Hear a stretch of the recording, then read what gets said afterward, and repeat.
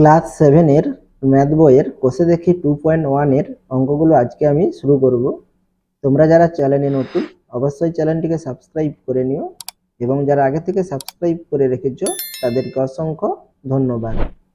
কোষে দেখি 2.1 এর 1 থেকে 7 দাগের অঙ্কগুলো আজকে আমি তোমাদের দেখিয়ে দিচ্ছি। এর পরবর্তী ভিডিওতে আমি বাকি অঙ্কগুলো তোমাদের দেখিয়ে দেব। তাহলে এখানে তোমাদের কোষে দেখি 2.1 এ কিসের অঙ্ক দিয়েছে? অনুপাতের অঙ্ক দিয়েছে। তাহলে অনুপাত কাকে বলে?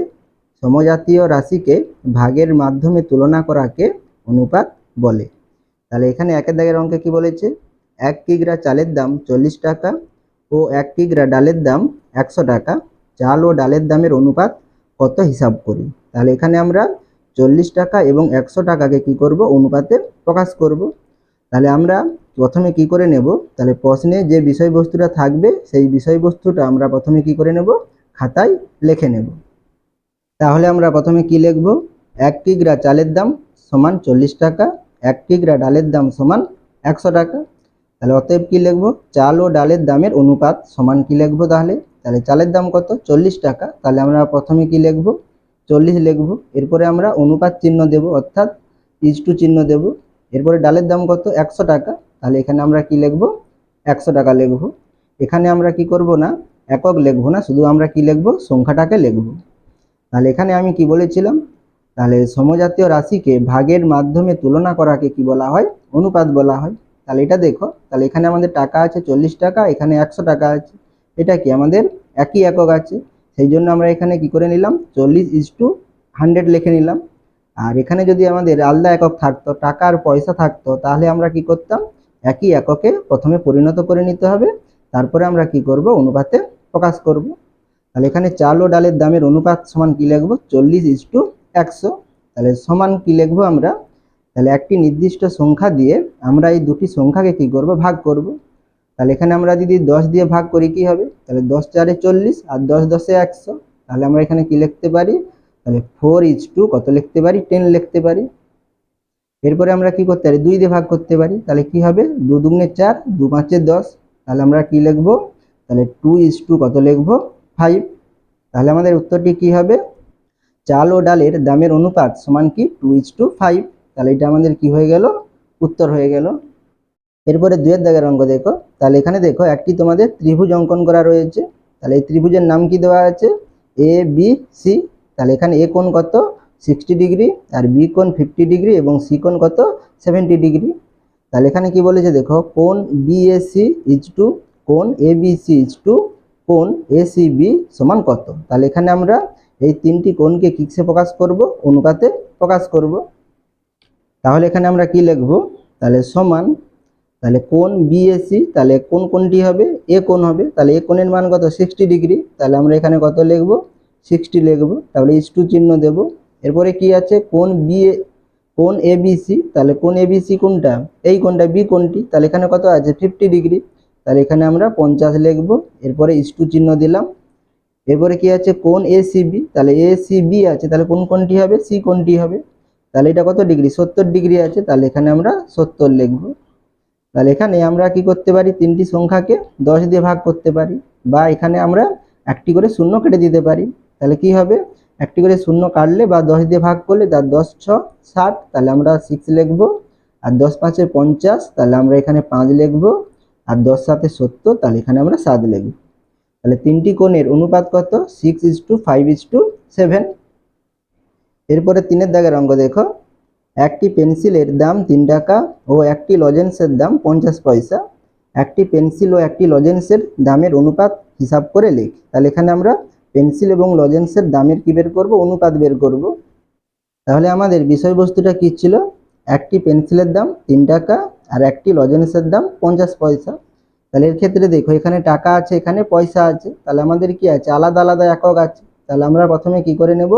একই এককে করে নেব। তাহলে এখানে আমরা সবসময় কি করব? যেটা ছোট একক হবে সেই এককে নিয়ে যাব। তাহলে এখানে পয়সাটা কি? ছোট একক, আর এখানে টাকাটা কি? বড়। তাহলে আমরা টাকাটাকে কি করব? পয়সায় নিয়ে নেব। তাহলে 3 টাকা সমান কত? 300 পয়সা। তাহলে এখানে আমরা কি লিখব? 300 পয়সা। আর এখানে আমাদের 50 পয়সা আছে, এটাই থাকবে। তাহলে এখানে আমরা কি লিখব? অতএব একটি পেন্সিল ও একটি লজেন্সের দামের অনুপাত সমান কি লিখবো? তাহলে একটি পেন্সিলের দাম কত? 300 পয়সা। তাহলে এখানে আমরা কি লিখবো? 300 ইজ টু, আর একটি লজেন্সের দাম কত? 50 পয়সা। তাহলে এখানে আমরা 50 লিখবো। তাহলে এটা আমরা 10 দিয়ে ভাগ করতে পারি, বা আমরা সরাসরি একটি করে কি করে দিতে পারি? শূন্য কেটে দিতে পারি। তাহলে এর একটা শূন্য আর একটা শূন্য কেটে দিলাম। তাহলে এখানে কত হবে? 30 ইজ টু কত হবে? 5।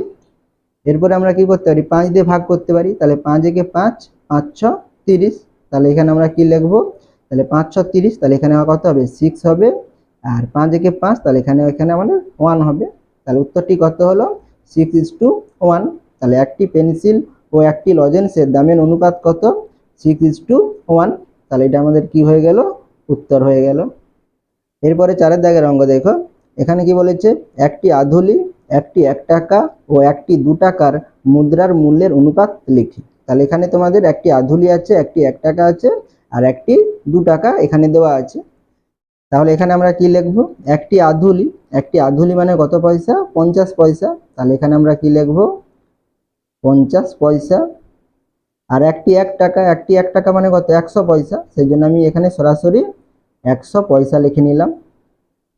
আর একটি 2 টাকা মানে কত? 200 পয়সা। এখানে আমি সরাসরি লিখে নিলাম। নাহলে তোমরা প্রথমে 2 টাকা লিখে 200 পয়সা লিখতে পারো। তাহলে এখানে আমি সরাসরি লিখে নিচ্ছি।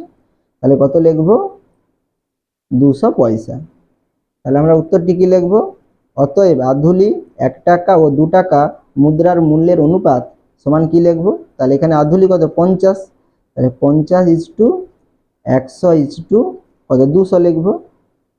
তাহলে এখানে আমরা 10 দিয়ে ভাগ করতে পারি, বা আমরা এখানে একটি করে শূন্য বাদ দিয়ে দিলাম।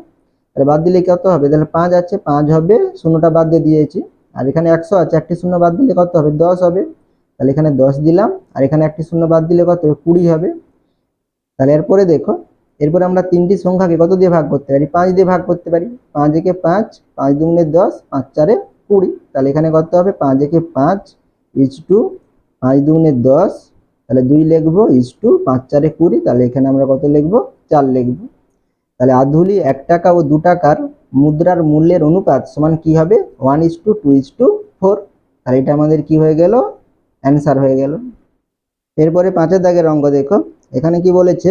উমার বয়স 12 বছর 6 মাস, রাতুলের বয়স 12 বছর 4 মাস ও নূরজাহানের বয়স 12 বছর হলে ওদের তিনজনের বয়সের অনুপাত কত লিখি। তাহলে এখানে আমরা এই তিনজনের বয়সের কি বের করব? অনুপাত বের করব। তাহলে প্রথমে আমরা কি করে নেব? যে বিষয়বস্তুগুলো আছে এগুলো আমরা প্রথমে লিখে নেব। তাহলে আমরা প্রথমে কি লিখব? উমার বয়স কত ছিল? 12 বছর 6 মাস। তাহলে 12 বছর 6 মাস লিখে নিলাম। আর রাতুলের বয়স 12 বছর 4 মাস ছিল, আর নূরজাহানের বয়স 12 বছর ছিল। তাহলে এখানে দেখো বছর আর মাস আছে, সবগুলোকে কি করে নেব? মাসে করে নেব। তাহলে এখানে আমরা সমান চিহ্ন দিয়ে কি লিখবো? তাহলে 12 বছরকে মাসে করতে হলে কি করতে হবে? 12 দিয়ে গুণ করতে হবে। তাহলে এখানে আমরা 12 গুণিতক 12 যুক্ত এখানে 6 মাস ছিল, তাহলে আমরা 6 লিখবো। তাহলে কত হবে? তাহলে 12কে 12 দিয়ে গুণ করলে কত হবে? 144। আর 6 আছে, তাহলে কত হবে? 144 আর 6 150। তাহলে 150 মাস। আর রাতুলের বয়স কত? 12 বছর 4 মাস। তাহলে এটাকে মাসে করলে কি হবে? তাহলে 12 বছর আছে, আর 1 বছর সমান 12 মাস। তাহলে আমরা 12 দিয়ে গুণ করব, আর এখানে 12 আছে সেই জন্য আমরা 12 লিখলাম। যুক্ত 4 মাস, তাহলে আমরা যুক্ত 4 লিখব। তাহলে 12 সঙ্গে 12 গুণ করলে 144 আর 4 কত হবে? 148। তাহলে 148 মাস। এরপরে নূরজাহানের বয়স কত? 12 বছর। তাহলে 12 বছরকে মাসে করলে কি করতে হবে? 12 দিয়ে গুণ করতে হবে। তাহলে 12 গুণিতক 12, তাহলে সমান কত লিখবো? 144 মাস। তাহলে এখানে আমরা উত্তরটি কি লিখবো? তাহলে অতএব তিনজনের বয়সের অনুপাত, তাহলে অনুপাত কত হবে? প্রথমে তাহলে আমরা কত লিখবো? 150। তাহলে 150 ইজ টু 148 ইজ টু 144। তাহলে এখানে দেখো, তাহলে লাস্টে কি আছে? তাহলে জোড় সংখ্যা আছে, আর এখানে শূন্য আছে। তাহলে আমরা কি করতে পারি? 2 দিয়ে ভাগ করতে পারি। তাহলে 2 দিয়ে ভাগ করলে কত হবে? তাহলে 2 7 14, তাহলে 7 লিখবো, 1 বেড়েছে 10, 2 5 10, তাহলে 5 হবে, 75 হবে। তারপরে আমরা কি লিখবো? ইজ টু চিহ্ন দেবো। তাহলে 2 দিয়ে ভাগ করলে কত হবে? 2 7 14, তাহলে 7 হবে, আর 2 4 8, তাহলে এখানে আমরা 4 লিখবো। তাহলে 74 হলো। এরপরে আমরা ইজ টু দিলাম। তাহলে 2 দিয়ে ভাগ করলে কত হবে? 2 7 14, তাহলে 7 হবে, আর 2 দুগুণে 4। এটাকে আমরা 2 দিয়ে ভাগ করতে পারি, এটাকে আমরা 2 দিয়ে ভাগ করতে পারি, কিন্তু 75টিকে আমরা 2 দিয়ে ভাগ করতে পারি না। তাহলে আমরা যে সংখ্যা দিয়ে ভাগ করব যেন তিনটিকে যেন ভাগ যায়। তাহলে এখানে কোনো সংখ্যা দিয়ে এখানে তিনটিকে ভাগ যাবে না, তাহলে আমাদের এইটাই থাকবে। তাহলে এখানে আমাদের উত্তরটি কি হলো? অতএব তিনজনের বয়সের অনুপাত 75:74:72। তাহলে এটা আমাদের উত্তর হয়ে গেল। এরপরে 6 দাগের অঙ্ক দেখো, সমকোণী সমদ্বিবাহু ত্রিভুজের কোণগুলির অনুপাত কত লিখে। তাহলে এখানে আমাদের কি বলেছে? সমকোণী সমদ্বিবাহু ত্রিভুজ বলেছে। তাহলে এখানে সমকোণী বলা হয়েছে, তাহলে একটি কোণ কি হবে? 90 ডিগ্রি হবে। তাহলে ত্রিভুজটা কিভাবে কিরকম হবে? এরকম হবে, ঠিক আছে। তাহলে একটি কোণ কত হবে? 90 ডিগ্রি। তাহলে এটা আমাদের কত হবে? 90 ডিগ্রি। তাহলে সমকোণী সমদ্বিবাহু ত্রিভুজ, সমদ্বিবাহু মানে কি? তাহলে দুটি বাহু সমান। তাহলে এখানে এই বাহুটার সঙ্গে এই বাহুটা কি হবে? সমান হবে। তাহলে দুটি বাহু সমান হলে তাহলে এই দুটো কোণের মান কত হবে? সমান হবে। তাহলে ত্রিভুজের তিনটি কোণের সমষ্টি কত? 180 ডিগ্রি। তাহলে 180 ডিগ্রি। তাহলে একটি কোণ কত হয়ে গেছে? 90 ডিগ্রি হয়ে গেছে। তাহলে বাকি দুটো কত হবে? তাহলে 180 থেকে আমরা 90 বিয়োগ করব। তাহলে বিয়োগ করলে কত হবে? 90 ডিগ্রি হবে। আর এই দুটো কোণ কি? সমান। তাহলে দুটো কোণ আছে, তাহলে 90কে আমরা কি করব? 2 দিয়ে ভাগ করব। তাহলে 2 দিয়ে ভাগ করলে কত হবে আমাদের? 45 করে হবে। তাহলে এটা আমাদের 45 ডিগ্রি, আর এটা হবে কত? 45 ডিগ্রি। তাহলে তিনটি কোণ কত?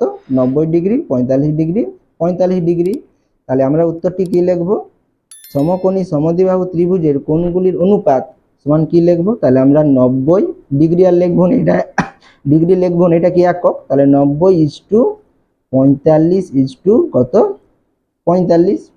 তাহলে আমরা কি করতে পারি? 45 থেকে 45, 45 থেকে 45, 45 দুগুণে 90 সরাসরি করে দিতে পারি। নাহলে আমরা এটা 5 দিয়ে ভাগ করতে পারি। তাহলে 18 5 90। তাহলে এখানে আমরা কি লিখতে পারি? 18 লিখতে পারি। আর আমরা এখানে 5 দিয়ে ভাগ করলে কত হবে? তাহলে 5 লং 45। তাহলে এখানে 9 হবে, আর 5 লং 45। এরপরে আমরা 9 দিয়ে ভাগ করতে পারি। তাহলে আমরা 9 দুগুণে কত হবে? 18। তাহলে 2:, আর 9 একে 9, তাহলে 1:9 একে 9। তাহলে কত হলো? 2:1:1। বা তোমরা সরাসরি ওইটা করে নিতে পারো। তাহলে এখানে আমাদের উত্তরটি কি হলো? সমকোণী সমদ্বিবাহু ত্রিভুজের কোণগুলির অনুপাত 2:1:1।